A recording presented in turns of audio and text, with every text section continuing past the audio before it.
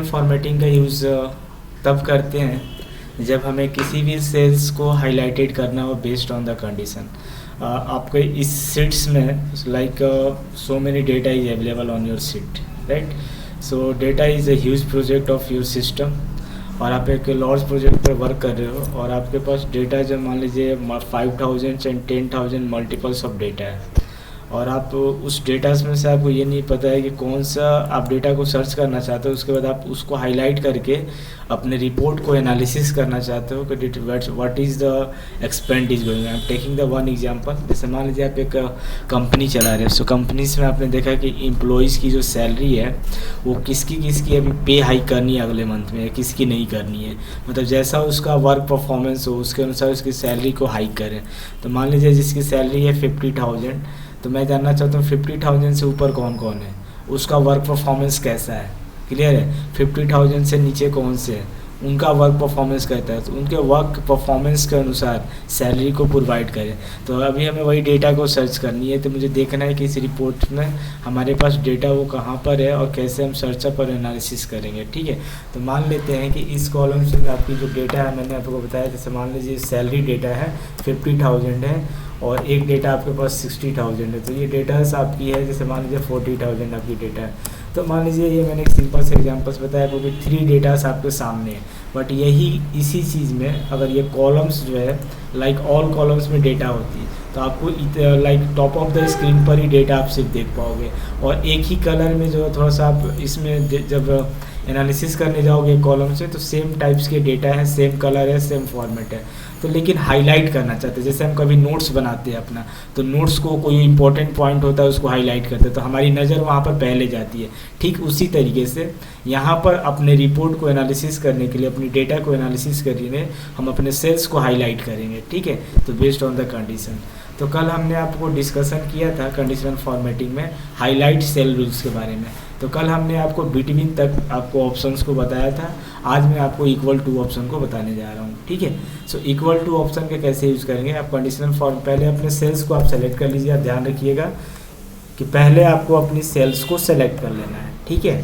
और sales select करने के बाद आप कंडीशनल फॉर्मेटिंग में जाएँ, हाईलाइट सेल रूल्स पर जाएँ और इक्वल टू ऑप्शन पर जाएँ, ठीक है।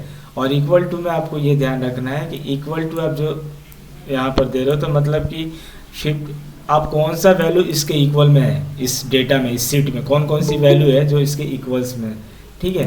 So we have to the understand to this, कौन कौन सी वैल्यू हमारी इस एक्सेल सीट में इक्वल में। तो मान लीजिए कि हमारे पास एक और डेटा मैं यहाँ पर राइट कर देता हूँ, और just I am cancel to this part, और यहाँ पर हमने राइट किया फॉर एग्जाम्पल ऑल्सो 50,000, ठीक है। सो हमारे पास एक यहाँ पर 50,000 एक यहाँ पर, तो ये दोनों सेल हाईलाइटेड होगी, तो हमें इजीली वे हम इसको देख सकते हैं। तो जैसे पहले हमने क्या किया, पूरे कॉलम्स को ही सेलेक्ट कर लेंगे, ठीक है। अब मैं जा रहा हूँ कंडीशनल फॉर्मेटिंग में और देखना चाहता हूँ कौन सी वैल्यू जो है इस सेल्स में, इस सीट में 50,000 के इक्वल में है।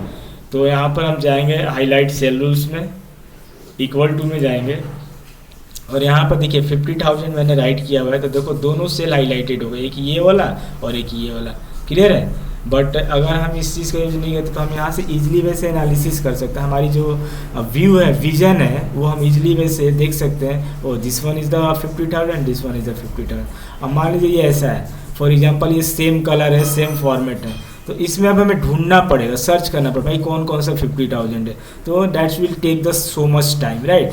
But right now we are today in the computer science world. Today is the IT sector, IT field where. So we need to save the time, right? So in the IT field, what is saying, you have all the things on the connected on the softwares and applications. So we have to this.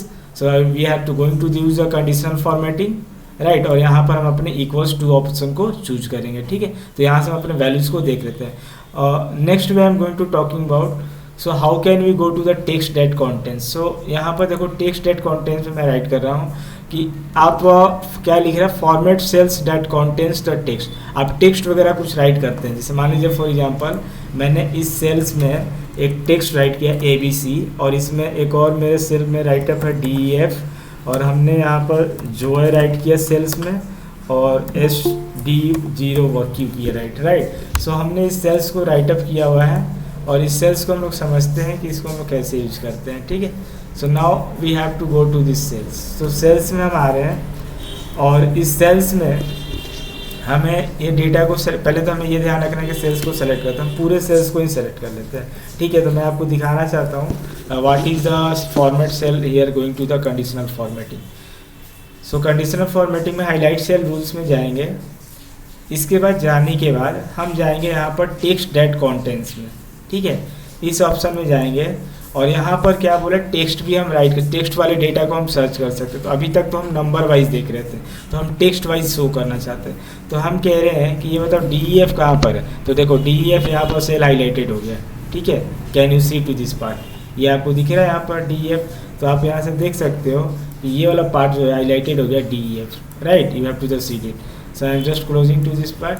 So DEF आपका यहाँ से cell जो है highlighted हो गया। अब जैसे आप जो भी टेक्स्ट, मान लीजिए आपका एम्प्लॉय नेम है, आपके कंपनी का एक डेटा है जिसमें सारे एम्प्लॉय का नेम है, तो आप ये देखना चाहते हो कौन कौन से एम्प्लॉय जो है जॉन नाम से अवेलेबल हैं। जॉन नाम से कौन, मतलब हो सकता है जॉन हो, जॉन 2 हो, जॉन 3 हो, तो सेम नेम से कौन कौन से हैं, तो मैं इसको थोड़ा देखना चाहता हूँ। तो उस टाइम मैं कॉन्टेंट्स डेट टेक्स्ट का यूज़ करूँगा। ठीक है, तो कैसे मैं करूँगा इसको मैं फिर से आपको रिपीट करता हूँ। What I am going to do, यहाँ पर हमने डेटा राइट किया हुआ है और यहाँ पर हमने अगेन से राइट कर दिया फॉर DEF। ठीक है, इसमें इस सेल्स में DEF, तो ये हमने एक सेल्स कॉलम बनाया हुआ है, सैलरी का नहीं है, एम्प्लॉय नेम का है। अभी हम लोग एज्यूम कर लेते हैं। ठीक है, और नीचे में भी मैं एक राइट कर देता हूँ ABC हमारा टेक्स्ट है। ठीक है, तो ऑल सेल्स को हम कनेक्ट कर लेते हैं इसको। ठीक है, और सेल्स को कनेक्ट करने के बाद हम इसको कंडीशनल फॉर्मेटिंग में जाते हैं और यहाँ पर जाएंगे हाईलाइट सेल रूल्स में और यहाँ से चूज करेंगे हम that is the text date contents. ठीक है, तो अब यहाँ पर हमें टेक्स्ट को राइट करना है। जैसे मान लीजिए हमने ABC A राइट किया है सिर्फ, तो A से जितने भी डेटा हमारे होंगे सेल में वो ऑटोमेटिक शो करेगा। अब इस मान लीजिए आपको ABC देखना है, तो ABC कितना है टोटल, यहाँ पर भी टेक्स्ट है और यहाँ पर भी टेक्स्ट है, right, you have to do that. अब यहाँ पर हम देख रहे हैं फॉर एग्जांपल मुझे चाहिए कि अच्छा DEF बताओ तो कौन कौन से हैं DEF, तो DEF भी 2 डेटा है कि this one is and one is here, right, you can see that. एक डेटा हमारे पास यहाँ है और एक डेटा हमारे पास यहाँ है। सो यहाँ से हम सर्च कर सकते हैं अपने कॉलम्स में, अपने शीट में डेडिकेटेड टेक्स्ट को। ठीक है, नाउ अभी हम लोग बात कर रहे हैं इसके नेक्स्ट पॉइंट पर। Suppose I have to the data is here GHIJK, we have to the got it here, right. So another data I am taking here, so like I am taking the SDQOQ, right। so यहाँ पर देखो एक ही data है हमारे पास, तो that will be the search here, right। and now you can also search, अगर मैं number को राइट करता हूँ, so let's see that number is not taking and I am going for the 50,000, so it will also take। तो आप text, ये format cell that content text में क्या होगा कि आप इसमें नंबर भी सर्च कर सकते हो और टेक्स्ट को भी सर्च कर सकते हो, राइट, और वो सेल्स को आपको हाईलाइट कर देगा, right. So I hope all of you getting to this point, okay. So now अभी मैं आपको नेक्स्ट कंडीशन में लेके चल रहा हूँ, कंडीशनल फॉर्मेटिंग में। तो थोड़ा हम लोग देखते हैं अगले ऑप्शन को, जो कि हमारे पास है ए डेट अकरिंग, राइट। तो ये जो ऑप्शन यूज होता है ना डेट अकरिंग का, तो वो देखो क्या यूज होता है कि फॉर्मेट सेल्स में that contain a date occurring, मतलब क्या है, स्टरडे वाले में क्या प्रॉब्लम था, टुडे में क्या है, तो टुडे वाले शीट्स में क्या है वो आपको दिखाएगा। इन द लास्ट 7 डेज में क्या है, that you have to the show that, get point. So यहाँ से हम डेट, जब हमें जैसे मान लीजिए आपके पास ये सीट है, राइट, ये आपकी एक्सेल सीट है, तो कल आपने क्या वर्क किया था, लास्ट वीक में आपने कौन सा वर्क किया हुआ है, अभी इस वीक में कौन सा वर्क किया है। तो अभी तो आज हम लोग काम कर रहे हैं टुडे में ना, तो हम किसी भी ऑप्शन को यहाँ सेलेक्ट करेंगे ना, राइट, तो वो सेम ऑप्शन को ही देगा, मतलब इसी को हमें दिखाएगा, क्योंकि हम लोग इसी सीट को आज यूज करें, today we are going to the work here, right. तो अगर हम ऐसे मान लीजिए एक ही इसी सीट पर बुक 1 पर हम डेली वर्क कर रहे हैं और सेव करते जा रहे हैं, ठीक है, तो हम ये देखेंगे कि भाई टुमारो कल जो है कौन सा वर्क करना है मुझे डेटा करिंग में, फॉर्मेट सेल्स में कौन कौन से हैं। मतलब मान लीजिए आप किसी प्रोजेक्ट पर वर्क कर रहे हैं और कोई सेल में आपने डेटा फिलअप नहीं किया, जैसे फॉर एग्जांपल मैं आपको एक एग्जांपल दे रहा हूँ, जैसे मान लीजिए ये सेल है आपका, ठीक है, तो इस सेल में आपने क्या किया कि आपने देखा आधार नंबर किसी का आपने यहाँ पर नहीं, मान लीजिए आप एक डाटा बना रहे कस्टमर का, एयरटेल कस्टमर्स का, और उसका आधार नंबर यहाँ पर मेंशन नहीं किया है, ठीक है। तो आपने बोला कि ये जो आधार नंबर है वो बंदा कल आएगा वो, और कल वो देगा तो मैं इसमें फिलअप कर दूंगा, तो आपने इसको टुमारो के लिए छोड़ दिया इतने से सेल को। लेकिन ये आपको ये नहीं पता कि ये सेल है कहाँ पर अपने शीट में, तो आपने इसको छोड़ दिया टुमारो, मतलब आने वाले कल में आपको इसको फिलअप करना है। या मान लीजिए कल कोई वर्क आपने कंप्लीट किया था, राइट, उसमें कुछ हो सकता है आपने मिस्टेक वगैरह किया हो, तो आप उसको थोड़ा सा देखना चाहते हैं या कोई डेटा सर्च करना चाहते हैं लास्ट वीक का, कि कोई ऐसा डेटा है, जैसे मान लो कि मैं अपना वर्किंग पार्ट में हूँ और हमारे पास फॉर एग्जांपल क्वेश्चन पेपर्स का जो डेटा है वो हमारे पास अवेलेबल है। तो लास्ट वीक में मैंने कौन कौन सा क्वेश्चन पेपर्स रखा हुआ है, कौन कौन से टेस्ट पेपर तैयार किए हैं, पेपर 1, पेपर 2, पेपर 3, वो मुझे चेकआउट करना है। कंपनी वाइज अगर हम बात करें तो कौन से कस्टमर इतने सेवन लास्ट वीक में कौन कौन से, मान लीजिए कॉलम है हमारे पास और इस कॉलम्स में हम देख रहे हैं कौन से कस्टमर जो है हमारे ये वेबसाइट पर 7 डेज में एक्टिव है और कितना परसेंटेज रेट है। तो इस कॉलम्स में मैंने वो डेटा यहाँ पर फिलअप किया हुआ है और यहाँ पर मुझे सर्चअप करना है वो डेटा इसको, राइट। तो उस टाइम में मैं डेट अकरिंग ऑप्शन का यूज़ करूँगा। Get what I am saying? So I am going to use the date occurring option. तो we have to easily understand to this part. Now conditional formatting में चलेंगे, highlight cell rules में जाएंगे और ये date occurring पर choose करेंगे।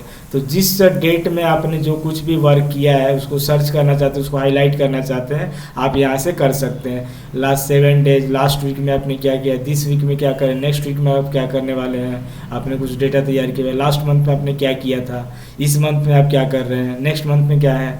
तो all the your format cell will be there is, right. So you can highlighted of your part. तो अपने सेल्स को हाईलाइटेड कर सकते हैं, जैसे कि फॉर एग्जांपल मैं नेक्स्ट मंथ में क्या करने वाला हूँ तो इसमें मैंने हाईलाइटेड कर दिया, ठीक है, कि ये जो सेल है मुझे ये वाला नेक्स्ट मंथ में जाकर फिलअप करना है। क्लियर है? तो देखो इस सेल्स को मैंने हाईलाइट कर दिया, ये मुझे नेक्स्ट मंथ में इसको कंप्लीट करना है। तो जब हाईलाइटेड रहेगी कोई चीज़ हमारा, तो हमारा जो फोकस वहाँ पर तुरंत जाएगा, अच्छा इसको करना था मेरे को इस मंथ में, ठीक है, तो मैं इसको जाकर इम्प्रूव कर लूँगा। तो मान लीजिए आपने सारे सेल्स को कंप्लीट किया है, लेकिन एक से कुछ ऐसे सेल आपने उसको लीव कर दिया कि भाई ये जो है नेक्स्ट मंथ का वर्क है, अभी क्या नहीं है, right. So we have to do this point, right. So next month के वर्क के लिए आपने छोड़ दिया। तो ऐसे ही मान लीजिए ये सेल्स है आपका, तो यहाँ कंडीशनल फॉर्मेटिंग में गए, हाईलाइट सेल्स में और डेट ऑकरिंग में बोला कि भाई इसको जो है ना मैं कर देता हूँ टुमारो पर, right. So you have to go for the tomorrow to that work, to that part. So you have to do this, tomorrow will be work there. Getting your point? So you can go to the format about. So in that way you can use the date occurring format. Okay. Now I am coming to the next part, that is the duplicate values. So duplicate values हम sales में कैसे find out करेंगे इसको देखते हैं। तो देखो duplicate कहने का मतलब ये है, पहले मैं क्या करता हूँ, सेल्स को मुझे पहले कॉलम्स को सेलेक्ट करना है, राइट। तो सेल्स को मैंने सेलेक्ट कर लिया और मुझे अब ये सर्चअप करना है कि भाई डुप्लीकेट कौन कौन सी वैल्यू है, मतलब कि एक ही डेटा कितने टाइम में रिपीट की हो, कौन कौन सी वैल्यू। तो मैं कंडीशनल फॉर्मेटिंग में जाऊंगा, हाईलाइट सेल रूल्स में जाऊंगा और यहाँ पर देखो डुप्लीकेट वैल्यूज है। तो डुप्लीकेट वैल्यूज में जैसे ही आपने चूज किया तो देखो ABC जो है वो डुप्लीकेट, ABC यहाँ भी है और यहाँ भी है, 2 टाइम्स है, इसलिए इसको डुप्लीकेट दिया हुआ है, ठीक है। DEF 2 टाइम्स है, that is a duplicate, right. तो डुप्लीकेट का मतलब होता है सेम थिंग्स, राइट। और हम यहाँ से एक चीज़ और देख सकते हैं कि 50,000 को भी किया है, तो 50,000 हमारे पास 2 टाइम्स था, right. I am going to show you, just cancel to this part and see 50,000 यहाँ भी और यहाँ पर भी, तो 2 टाइम्स हमने इसको दिया हुआ है, got it. So you have to do this one is also highlighted. So duplicate values को आप फाइंड आउट करना चाहते हैं, आप अपने सेल्स या कॉलम्स में कौन कौन से ऐसे वैल्यू है जो 2 टाइम्स रिपीट किए हुए हैं, आप उसको सर्च कर सकते हैं यहाँ से कंडीशनल फॉर्मेटिंग में। और second we have to use the duplicate values. हम चाहते हैं यूनिक वैल्यू मेरे को दिखाओ, get it, but unique value कौन कौन सी है वो मेरे को चाहिए, are you getting what I am saying. So unique value को मुझे फाइंड आउट करना है। सो how can we go to this point, right. It's some stuck in this point. So we have to the gone waiting to this unique value कौन तो unique value कौन सी है, मतलब कि जो वैल्यू रिपीट नहीं की हो, ठीक है। तो मैं थोड़ा सा कलर्स को चेंज करता हूँ, green, and we have to the see that ये 60,000 40,000 जोयर SDOQ ये जो वैल्यू है रिपीट नहीं की हुई है, ठीक है, ये यूनिक है, that is also the value is the unique part of your, right. So you have to go to this point, so on the unique moment, clear है। So in that way you can find the unique elements and duplicate element. I hope all of you to getting to this point, right? So thank you to watching to this section. In next moment I will tell you the next moment.